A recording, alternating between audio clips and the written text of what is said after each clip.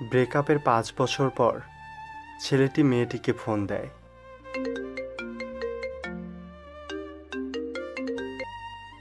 Hello.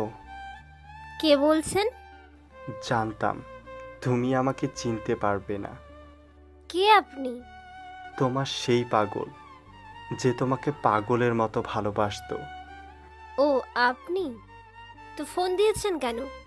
আমি phone রাখলাম। একটু দাঁড়াও প্লিজ, একটু কথা বলবো শুধু। আমি অপরিচিত কারোর সাথে কথা বলি না। এক সময় তো অনেক পরিচিত ভাবতে আমাকে, তাই না? কথাটা শুনে মেয়েটা নিশ্চুপ হয়ে আছে। কালকে তোমার বিয়ে, তাই না? শুনেছেন তাহলে আবার বলছেন কেন? তোমার মুখ থেকে শুনতে চাই। ঠিকই শুনেছেন, কাল আমার বিয়ে। কি বলবেন তাড়াতাড়ি বলেন। তোমার সাথে যেদিন শেষ কথা হয় সেদিন একটা কথা বলেছিলাম, মনে আছে? কি কথা? ওহ, এটাও মনে নেই। বলেছিলাম তোমার যেদিন বিয়ে হবে সেদিন আমি এই দুনিয়া থেকে হারিয়ে যাব। শুধু শুধু পাগলামি করবেন না। সত্যি আমার কপালটা একবারেই খারাপ। ভেবেছিলাম আমার মুখে মৃত্যুর কথা শুনে তুমি বলবে। তুমি কি ভেবেছ তুমি মরে গেলে আমি বেঁচে থাকবো?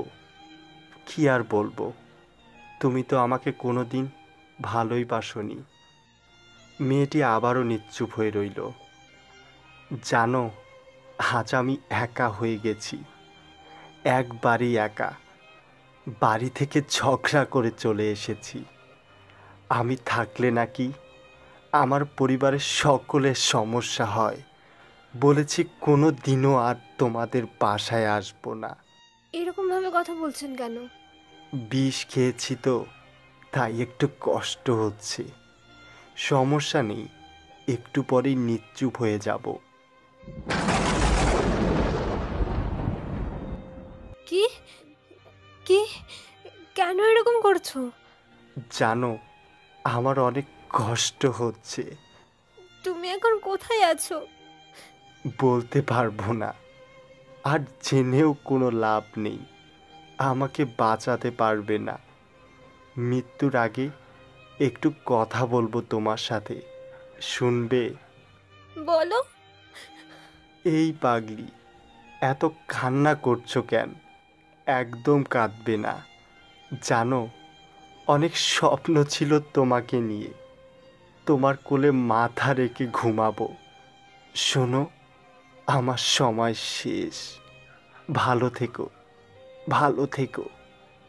জানো, আমার অনেক কষ্ট হচ্ছে। তুমি কেন এরকম করলে?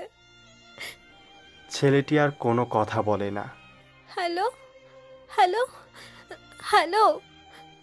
হয়তো ছেলেটি সারা জীবনের জন্য ঘুমিয়ে পড়েছে।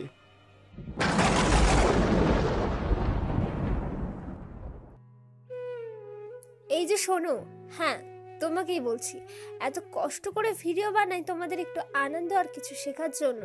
প্লিজ লাইক কমেন্ট না করে যেও না, কারণ তোমাদের একটা লাইক আর একটা ছোট্ট কমেন্ট আমাদেরকে নতুন গল্প তৈরি করতে অনেক অনুপ্রেরণা জাগায়।